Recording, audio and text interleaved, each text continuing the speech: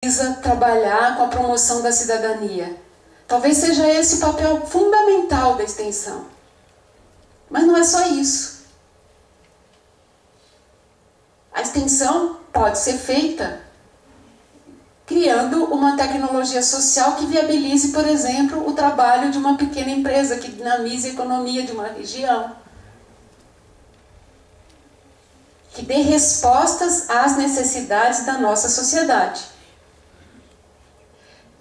Outro dia eu estava conversando com o professor Fernando, que é de Franca, da área do direito, e ele estava falando da questão do interesse difuso.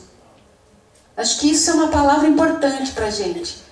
A extensão não pode atender o interesse de um indivíduo, a extensão tem que atender o interesse da sociedade. Tem que atender interesse difuso.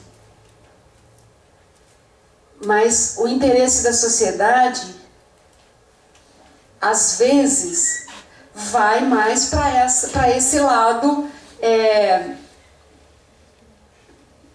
do capital, de atender um interesse que resolve a vida de muitos poucos. Esse não é o interesse da extensão. Mas também não é só aquilo de quase assistencialista, né? Não é isso. Bom, interdisciplinariedade.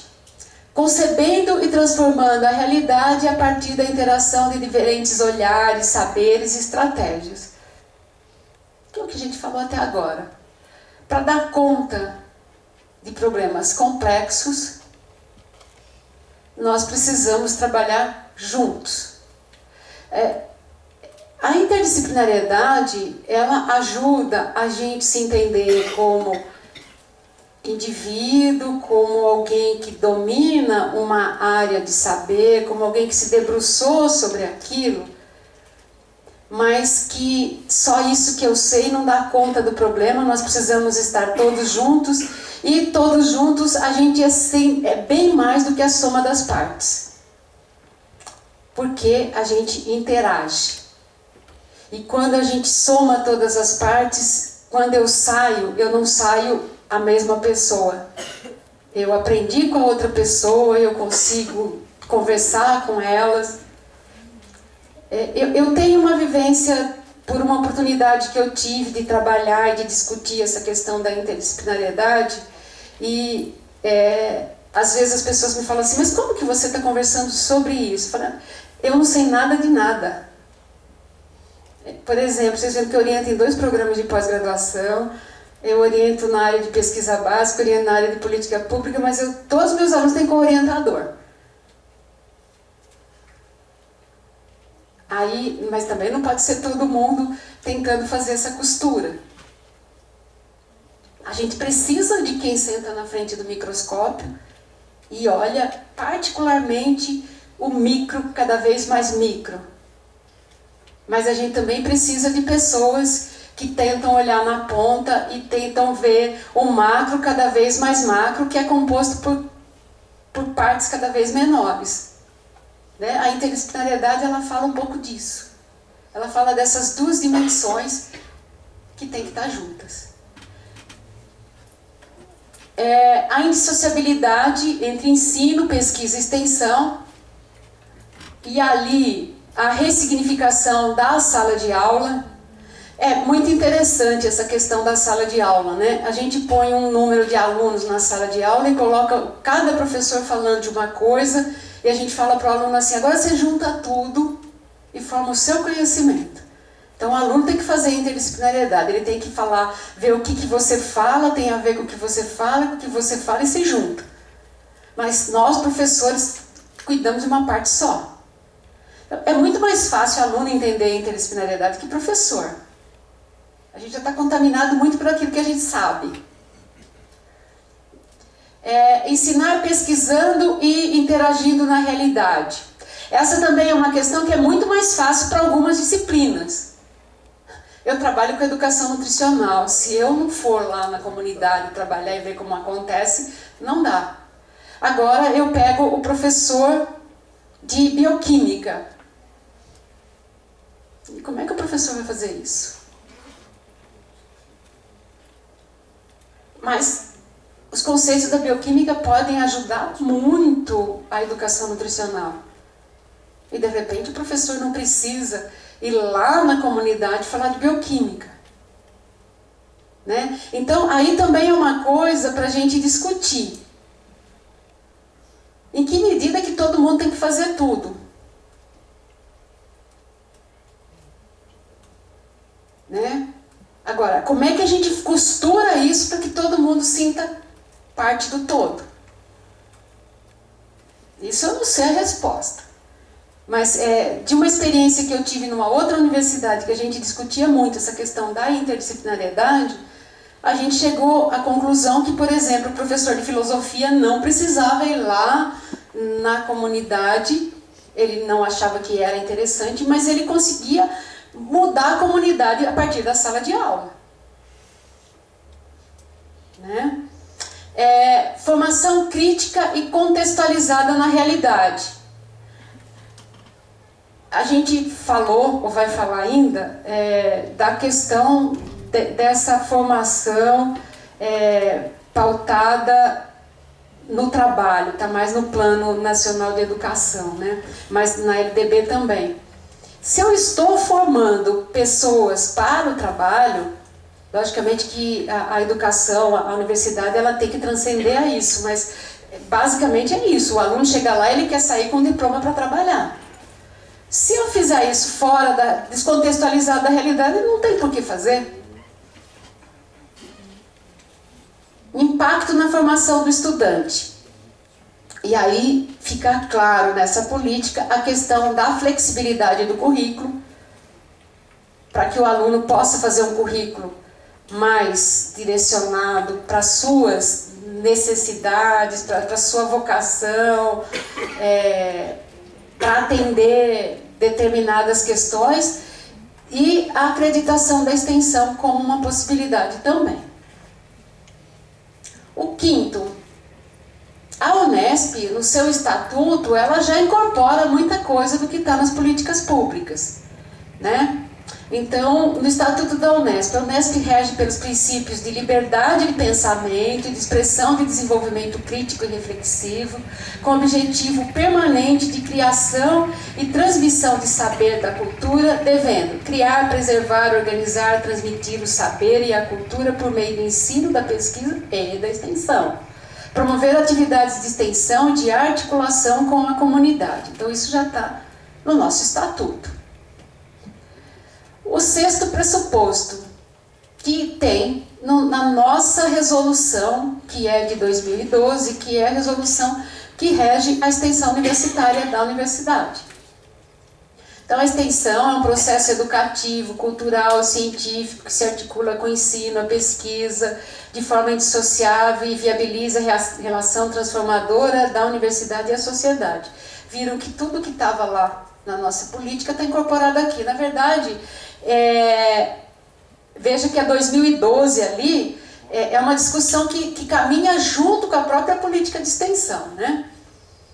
Aí tem a definição do que seja projeto e programa, né? Então, programa de extensão universitária é o conjunto de trabalhos e atividades que articulam ensino, pesquisa e extensão universitária, caráter orgânico e funcional. Por quê? Porque programas da instituição, eles têm regimento, eles têm comissão definida, eles incorporam mais de uma unidade da Unesp, eles são atividades de caráter permanente e já com uma estrutura de gestão bem consolidada, né? E o projeto de extensão universitária é um conjunto de atividades de caráter educativo, cultural, artístico, científico e tecnológico que envolva docentes, pesquisadores, discentes, bolsistas ou voluntários, servidores, desenvolvidas junto à comunidade com prazo mínimo de duração de 1 ano, mediante ações sistematizadas. Então, é sistematizado a partir de um projeto. Outras ações são, por exemplo, cursos, prestação de serviços, eventos, né? Que foi o que eu disse que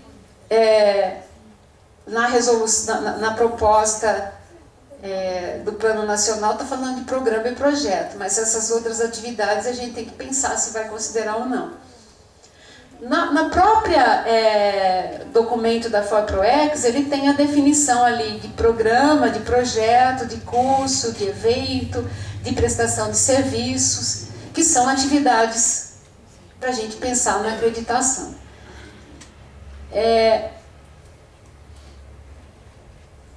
Aqui eu trouxe como um exemplo a resolução 2, que é a resolução que vocês vão discutir à tarde, para a gente ver como que as coisas vão sendo casadas, né? A gente tem aqui um primeiro considerando da resolução. Os princípios que norteiam a base comum nacional para a formação inicial e continuada, tais como formação sólida, teórica e interdisciplinar, unidade entre a teoria e a prática, trabalho coletivo e interdisciplinar, compromisso social e valorização da profissão da educação, gestão democrática e avaliação e regulação dos cursos de formação. Tem um outro considerando, não coloquei todos não, eu só pensei o que eu acho que tem a ver com extensão. Considerando o currículo como conjunto de valores, princípio, a produção e a socialização de significados do espaço social e que contribui para a construção da identidade sociocultural do educando, dos direitos e valores do cidadão, do respeito ao bem comum e à democracia, às práticas educativas formais e não formais e a orientação para o trabalho. Quer dizer, esse considerando aqui, não tem como fazer sem extensão. Um outro. A realidade concreta dos sujeitos que dão vida ao currículo e às instituições de educação básica, sua organização e gestão, os projetos de formação devem ser contextualizados no espaço e no tempo e atentos às características das crianças, adolescentes, jovens, adultos, que justificam e instituem a vida da e na escola, bem como possibilitam a reflexão sobre relações entre a vida, o conhecimento, a cultura, a profissão do magistério, o estudante e a instituição. Então, para o aluno de uma licenciatura, a relação que ele estabelece com a escola é o cenário de extensão dele. E esse cenário, ele vai ser ampliado a partir do momento que a gente pensa que a escola tem que estabelecer relação com a comunidade onde ela está. Né? Aí, entre os princípios, que também são muitos e acho que vocês vão discutir mais, mas eu elenquei alguns. Articulação entre a teoria e a prática no processo de formação docente, fundada no domínio dos conhecimentos científicos e didáticos, contemplando a indissociabilidade entre ensino, pesquisa e extensão. A gente já falou. Articulação entre formação inicial e formação continuada, bem como entre os diferentes níveis e modalidades de educação. Então, volto a dizer, não dá para fazer sozinho.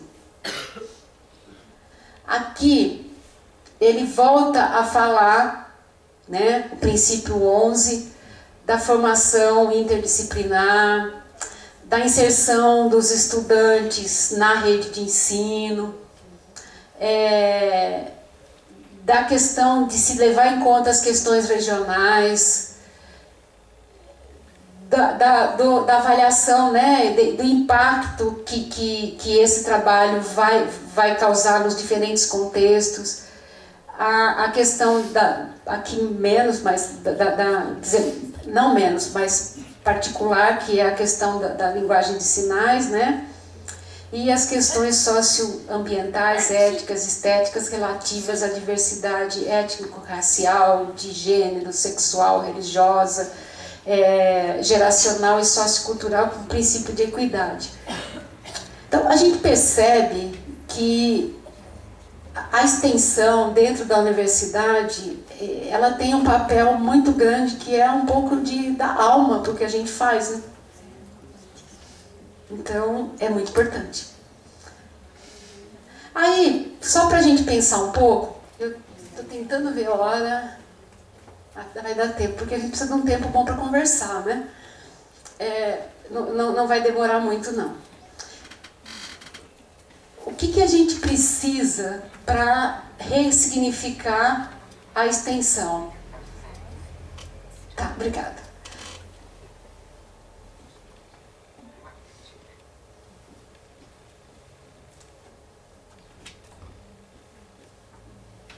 Eu já nem sei mais se é ressignificar, porque na verdade já faz tempo que isso está posto. Nossa Constituição é de 88, né? E que a gente já teve, por exemplo, vamos falar do Paulo Freire. Né? Então são coisas assim, que já foi mais importante na vida acadêmica, deixou de ser, e agora pode ser que volte a ser importante, ou que isso nunca tenha deixado de ser importante para uma parcela da nossa comunidade acadêmica, e de repente passou a ser importante para mim porque eu estou lá na ProEx. Não, para mim sempre foi. Acho que eu me identifico muito, mas depende muito do momento histórico, do lugar que você está, das demandas que te colocam, né? Então, a questão da extensão é um lugar de disputa, né? E acaba tendo essa relação entre ensino, pesquisa e extensão, passando pela sociedade, passando pelo mercado e o poder público.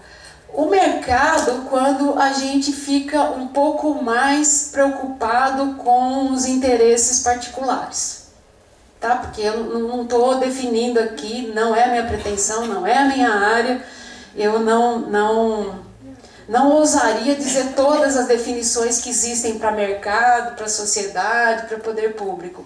Vamos pensar nessa que é mais do senso comum e vamos adotar que para o mercado o que nós estamos falando aqui é o interesse particular.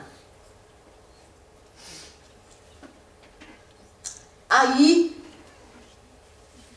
tem duas questões que a gente precisa pensar, que é a visão, que é o termo aqui está até pejorativo, mercadológica,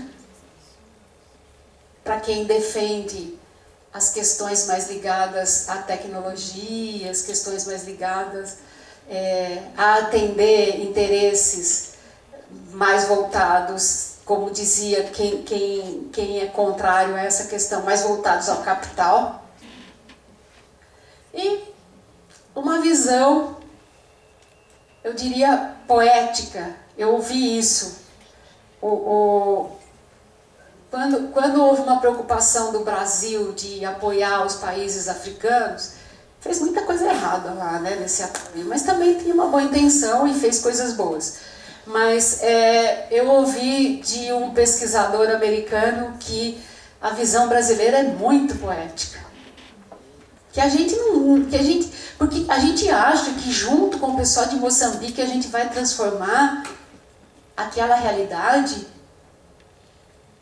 Vocês acham mesmo, vocês brasileiros, que vocês vão conseguir, junto com o pessoal de Moçambique, diminuir o comércio de meninas de 8, 10 anos?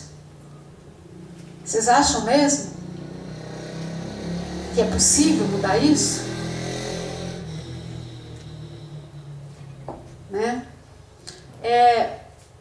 Por outro lado, a universidade, ela pode, ao se associar com a iniciativa privada, produzir conhecimento muito importante.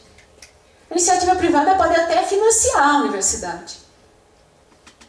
Mas aí entra questões éticas muito sérias. Porque aí financia a universidade, financia o pesquisador, financia o interesse daquela empresa específica em detrimento de outras questões que precisam ser priorizadas. Mas uma parceria boa com a iniciativa privada, ninguém é contra, né? Mas de qualquer forma, nós estamos falando aqui de dois pontos. E pode parecer também que as pessoas que estão hoje na extensão estão muito do lado de cá. Não sei. Né? São coisas para pensar. A universidade deve resolver os problemas da sociedade. A universidade não pode fazer tudo pela sociedade. Tá? Então, às vezes, a gente se confunde no papel. E a gente acha que vai resolver a política do lugar. E a gente assume o papel de governo. Não é isso. Nós fazemos parte da sociedade. Nós não vamos resolver os problemas da sociedade. Aliás, a universidade já perdeu muito até a hegemonia de fazer pesquisa, a hegemonia de produzir conhecimento. Nós não somos... a gente ainda tem, né? Ainda somos reconhecidos como autoridades. Mas não somos os únicos. E nem queremos ser, né? Eu acho. A dinâmica social e o processo acadêmico. Esse também é um problema seríssimo para fazer extensão. Ah, sim, a gente vai fazer um trabalho bem legal lá no ambulatório da vila tal, ou lá na comunidade tal. Mas a universidade tem férias em julho, tem férias em dezembro, em janeiro e tem greve. E como é que a gente estabelece esses compromissos?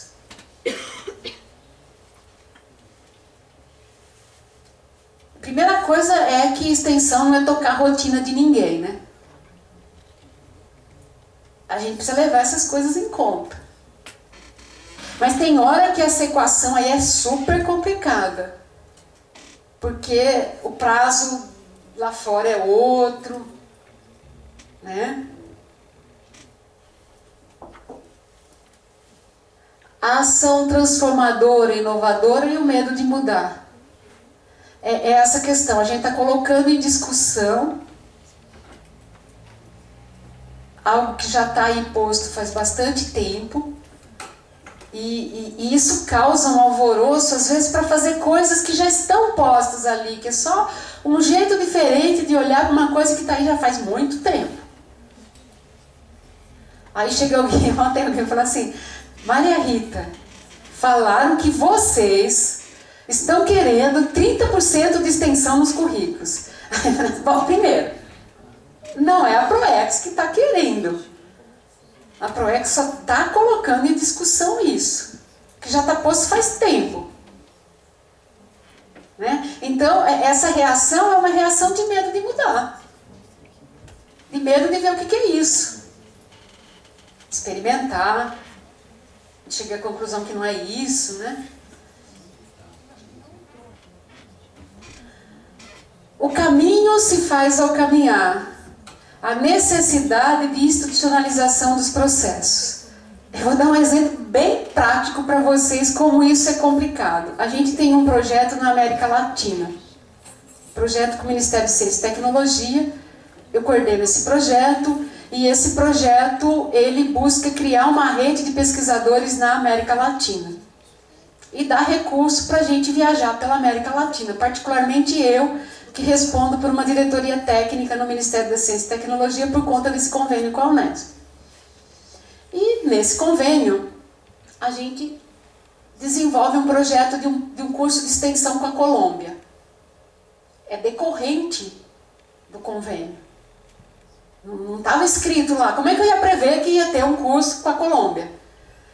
E a gente que não conhece os projetos institucionais, eu escrevi no termo no processo do curso de extensão que as nossas viagens para a Colômbia iam ser pagas pelo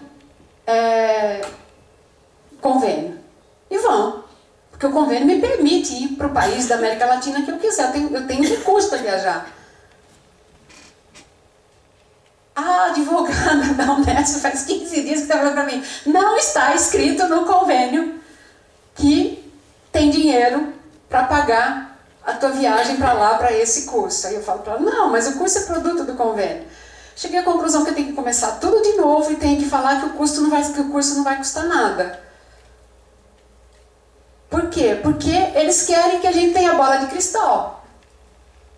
Que a gente imagine tudo que vai acontecer lá na frente.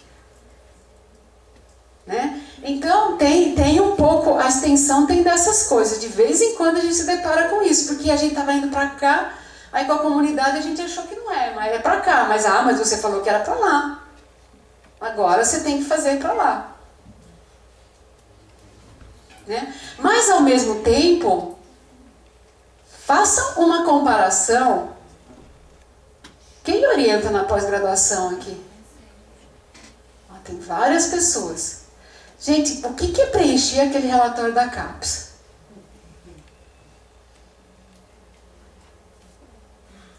Alguém pediu alguma coisa em relação à extensão? A gente faz um monte de coisa da extensão e não presta conta. Né? Então, eu acho que está exagerado para lá, mas para cá também não está pedindo nada. A gente tem que começar a registrar o que faz na extensão, até para conseguir recursos, para valorizar a extensão. Né? Então, a institucionalização é um processo extremamente importante. Bom, e aí, essa é uma foto de um projeto nosso que eu gosto muito. Ensinar pesquisando e interagindo com a realidade para transformá-la.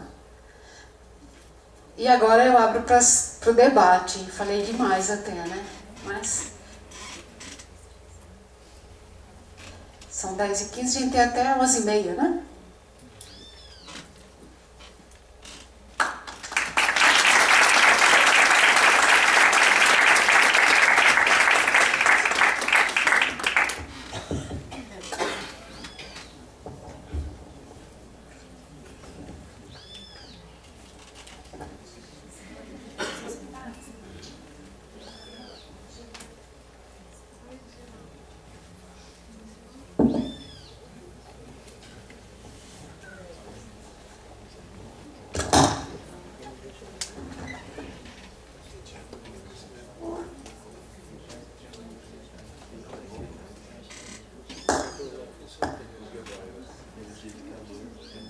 Então vamos abrir para o debate.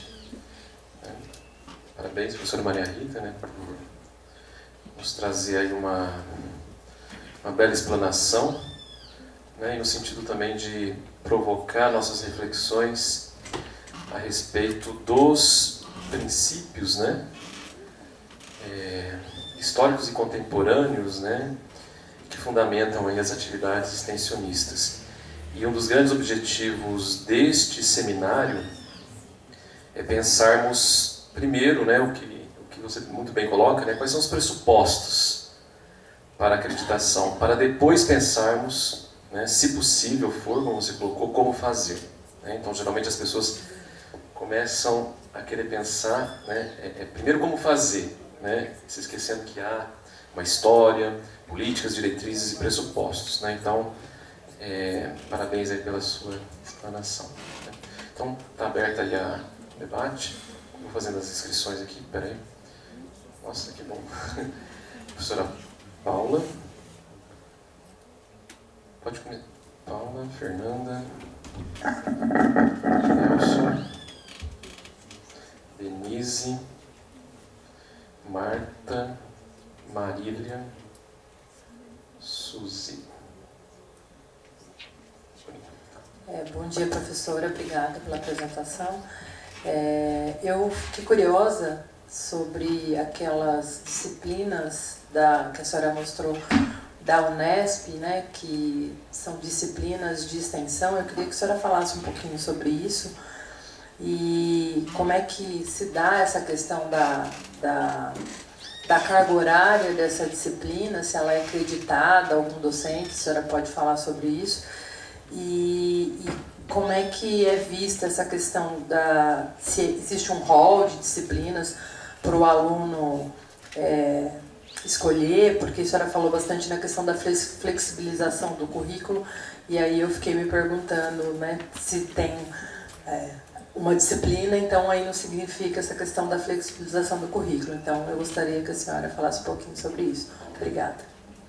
Isso é realmente, essas disciplinas que nós colocamos, elas são disciplinas que foram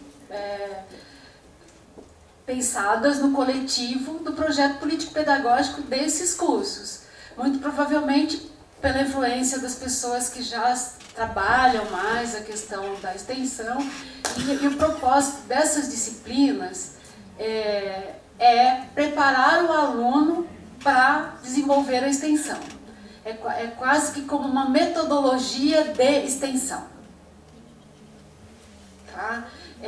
Tem particularidades de um currículo e de outro, nós também não entramos em detalhes das disciplinas. Na próxima semana, dia 16 de manhã, haverá um seminário de acreditação e nós estamos solicitando para as pessoas que tenham esse tipo de experiência que apresentem para a gente tá discutindo. Tá? Em relação à flexibilidade, isso também é algo que terá que ser discutido no coletivo. E talvez deixar uma parte flexível e outra, se você percebe essa necessidade, por exemplo, esse coletivo que não estava pensando uma grade para atender os 10%, tá? É uma necessidade sentida, são disciplinas que já existem faz tempo, que aquele coletivo achou que deveria. Né? Mas nesse novo pensar do currículo, o grupo entende que é preciso preparar esses alunos e colocar uma disciplina para preparar o aluno para fazer a extensão, essa disciplina vai contar. Outra questão também que tem sido, em algumas experiências, tem acontecido, e a gente já fez algumas discussões no âmbito da Unesp, mesmo com alguns cursos, é acreditar parte das disciplinas que também é possível. Por exemplo, você tem um projeto com a comunidade e é uma coisa trabalhada junto com a comunidade, que cumpre os princípios da extensão. Né? Então, a atividade tem que cumprir os princípios da extensão. A questão dialógica, a questão do impacto na vida do estudante, do impacto na comunidade. Tem uma parte da sua disciplina que cumpre isso, você pode acreditar nessa parte. Tá? Mas tudo que eu estou falando hoje ainda não está escrito. A Unesp não está dizendo que é para fazer assim. Nós vamos discutir coletivamente, vamos chegar à conclusão de orientar essas questões. É assim que tem sido feito em alguns, por exemplo, no Rio de Janeiro.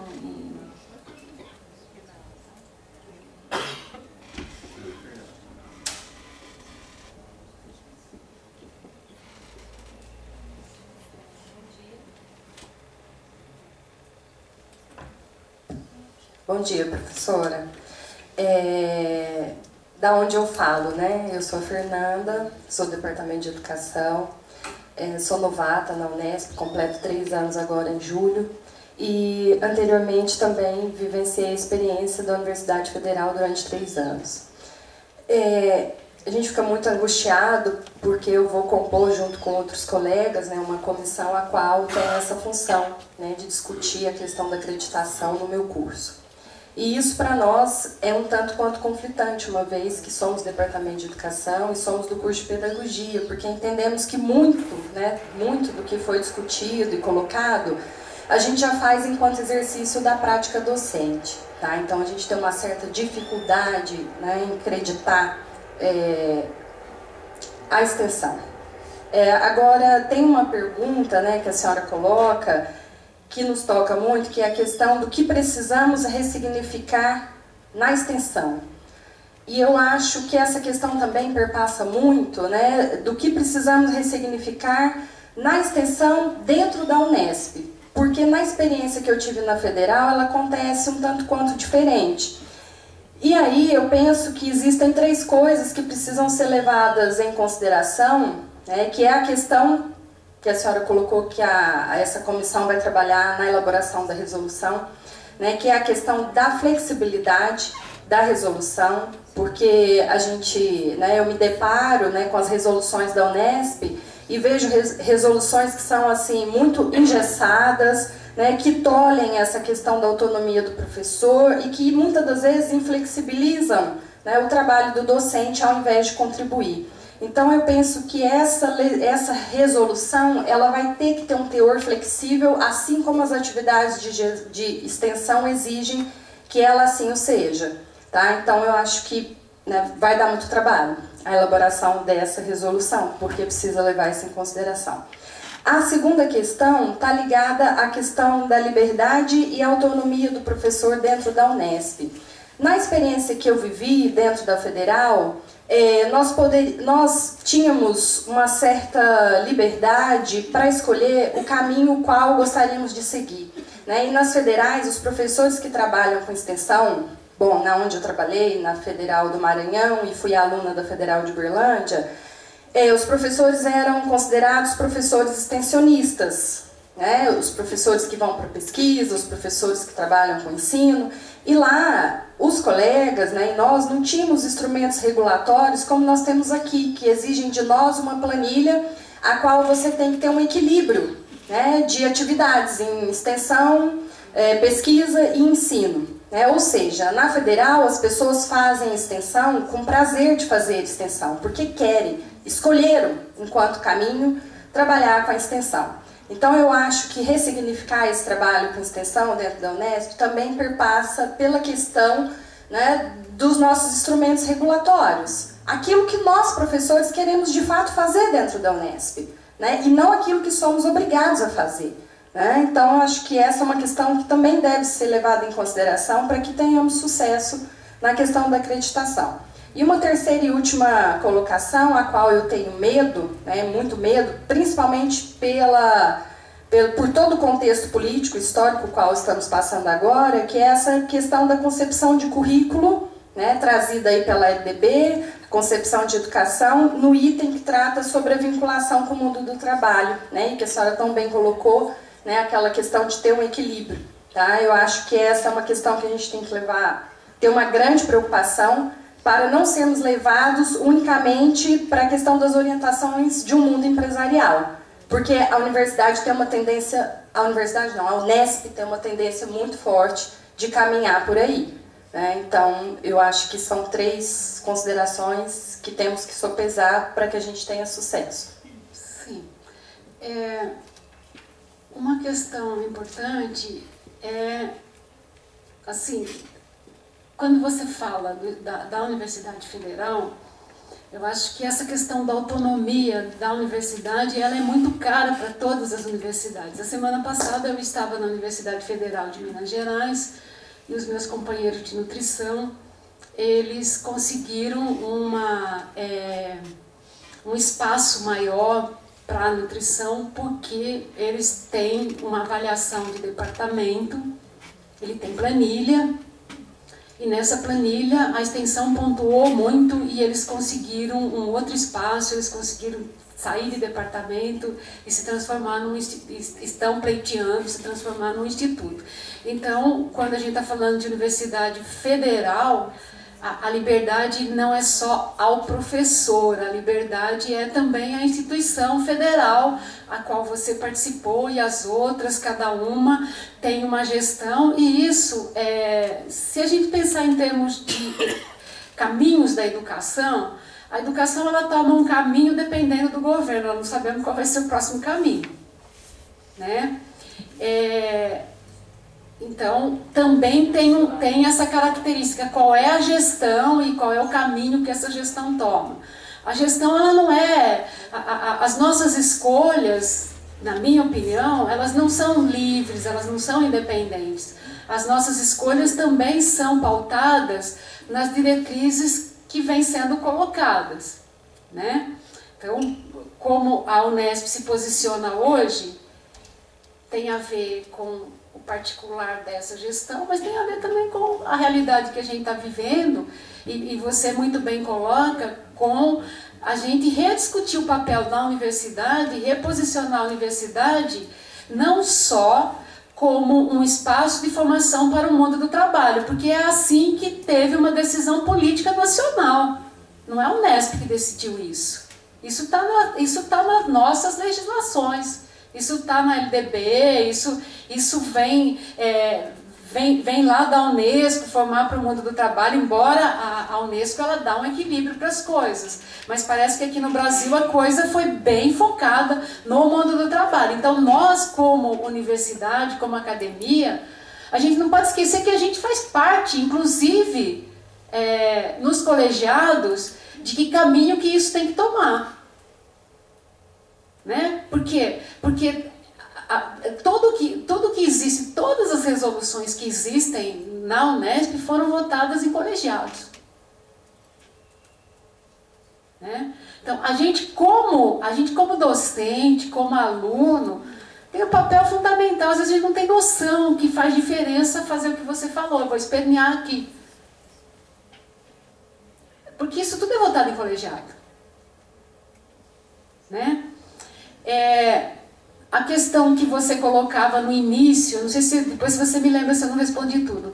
A questão que você colocava no início, assim, eu já faço isso. Nós da nutrição também. A gente pegou a nossa grade curricular, que já vinha de um processo de construção bem, né, do projeto político-pedagógico, que tem uma grade curricular. E já vinha de um processo de construção bem antigo. E a gente só falou assim, bom, então vamos redistribuir isso aqui, não é planilha que a gente precisa preencher? A gente tem sempre que tentar trabalhar com isso, né? Nós estamos falando de interdisciplinariedade, nós estamos falando de não compartimentalizar saber, mas a gente tem que prestar conta de ensino, de pesquisa e de extensão. Né? A gente tem que prestar conta de créditos curriculares de ensino, créditos curriculares, o pessoal da licenciatura tem os outros créditos ali também, créditos curriculares de atividade complementar, e agora tem crédito curricular de extensão. Ninguém está inventando a roda, pega o que você faz e divide um pouco para cada um. Né? Foi o que nós fizemos. Nós tínhamos um projeto que deveria ir para a comunidade, a nossa grade está assim. Então, no primeiro ano, a interação é com o adulto, no segundo é com a criança, tal, e nós vamos lá para aquele cenário. E lá a gente interage com a comunidade e as disciplinas ali, os conteúdos curriculares estão trabalhando em função disso. Tá, aí a gente olhou para essa proposta e a gente viu que praticamente 100% daquilo que nós estamos chamando de disciplina é uma ação de extensão. Então isso entra nesse 10%. Eu entendo a proposta do 10%. E eu acho que quando falaram desse 10%, eles estão falando, e veja o nome, né? Acreditar. É dar nome aos bois, você já faz. É só redistribuir isso. O que sei lá, né? Quem sabe daqui a um tempo a gente não vai precisar ficar distribuindo essas coisas, a gente vai descobrir que as coisas estão todas interligadas, mas nesse momento a gente precisa distribuir. Né? E eu queria ainda falar mais um pouquinho sobre essa questão da liberdade do professor. Isso é uma opinião minha. Eu acho que do jeito que a gente está caminhando, de que cada professor é dono do seu currículo e a gente tem que mostrar que a gente faz em função do nosso currículo, a professora Maria Rita no pedestal dela, a gente não vai fazer junto. Por exemplo, eu coordeno um projeto, tem 20 que participam, só conta para o coordenador. Eu resolvo pesquisar não sei o quê, não se discute no coletivo, não se discute no nível do departamento, não se discute no nível da universidade. Então, essa nossa liberdade de professor faz o que bem entende, não para todos, tá? Mas às vezes tem professor fazendo o que bem entende mesmo. Então, não sei se a gente não tem que pensar como fazer isso mais coletivamente, de forma mais pensando junto.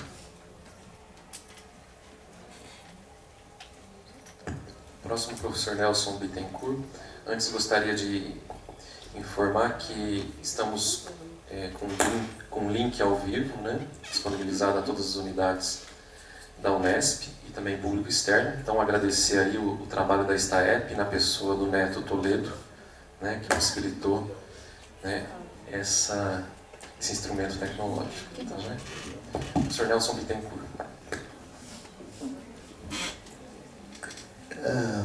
Eu sou docente do Departamento de Zoologia e Botânica. Se existe uma determinação, né, de que 10% da carga horária, né, de um aluno de graduação deve constar como extensão, né, logicamente a gente pressupõe um mecanismo, né, que a coordenação de curso integrada à atividade da sessão de graduação vai ter para avaliar se realmente esses 10% de extensão estão sendo contemplados, né, no curso. A senhora falou agora há pouco, no final da apresentação, né, do problema do peso muito excessivo, né, na prestação de contas na pesquisa, né? A questão, citou aí o relatório da CAPES, né? Mas olhando para essas coisas de um modo geral, né, com relação especificamente à acreditação, né, desses compromissos todos, né, eu fico pensando o seguinte, parece que tem uma contradição aí entre a missão da universidade e esse processo, né, essa necessidade de creditar as atividades, né, porque se é a missão da universidade, né, se a missão da universidade passa pela indissociabilidade, pesquisa, ensino, extensão, né? Se essas três dimensões das ações na universidade, né, do compromisso da universidade com a sociedade, eles precisam estar integrados, né? Por que quando chega na hora de creditar essas atividades eu tenho que separar? Entendeu? Parece que é uma contradição. E eu penso também no seguinte, a questão assim se a gente for seguir esse pensamento, né, de temos que prestar contas, né, da mesma forma que a gente presta contas na pesquisa, a gente tem que prestar também na extensão, tem que prestar também no ensino, que são as outras dimensões. Onde é que a gente vai parar com isso? Porque a gente já está quase, né, assim, no limite, né? Se a gente for ter o mesmo nível de investimento, né, de esforço para a prestação de contas nessas dimensões todas, realmente a coisa fica complicada, né? A minha pergunta é mais em relação realmente a por que essa aparente contradição, né? Se existe uma indissociabilidade de ensino, pesquisa e extensão, por que na hora de creditar isso a gente tem que separar? Estou preocupado especificamente, né, na questão até mesmo burocrática, né, da acreditação desses... Bom, é isso. Obrigado. Eu penso que nós teremos que fazer um ajuste, nós teremos que nos acertar em relação a essas coisas, né? Se a gente tivesse equilíbrio entre brancos e negros na universidade, não teria cota. Se as pessoas que estão avaliando, tentando olhar a universidade para ver o equilíbrio entre ensino, pesquisa e extensão, percebem que de repente a extensão está ficando preterida, e a gente está inflando pesquisa, tem que fazer uma pressão do lado de cá para que haja equilíbrio. Né? Então, talvez não precisasse mesmo separar as coisas, se a gente soubesse, se a gente estivesse fazendo ensino, pesquisa e extensão de forma indissociada. Mas veja a dificuldade que a gente está tendo de entender o que é trabalhar ensino, pesquisa e extensão. E as pessoas estão esperneando muito que extensão não cabe. Então nós não estamos fazendo ensino, pesquisa e extensão. Né? Por que prestar conta de tudo isso?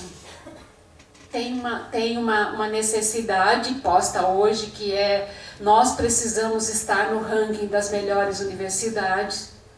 E isso vem lá do MEC, isso vem de diretrizes nacionais. Por exemplo, a gente vai ter país que não está preocupado em ter em ser avaliado pelas mesmas normas que estão sendo avaliadas as instituições de ensino lá fora. Há uma decisão nacional da gente ser avaliado com as mesmas normas de avaliação lá de fora. O Norte sempre falou como é que a gente tem que fazer e como é que a gente vai ser avaliado. Com as ferramentas do Norte que nós estamos sendo avaliados. A gente, como universidade, pode pensar que nós queremos ser avaliados de outra forma. Mas isso, nós vamos ter que mexer na política pública nacional. É assim que nós estamos sendo avaliados, e a Unesp decidiu que não quer avaliação nenhuma. A Unesp até pode não querer avaliação nenhuma e não ter esse tipo, principalmente as avaliações nacionais, porque nós prestamos conta para o Estado de São Paulo. Talvez a Unesp seja das instituições do Estado de São Paulo que mais tenta estabelecer sinergia com as políticas nacionais. A gente tem autonomia para não fazer isso. Agora a gente tem o ônus de não fazer isso. Né? Como é que a gente equaciona tudo isso? É um problema posto para a universidade, que é o espaço de crítica, que é o espaço de discussão. Né? Eu não sei como é que nós vamos equacionar essas coisas. Agora, hoje, essa necessidade ela está comprovada. Nós precisamos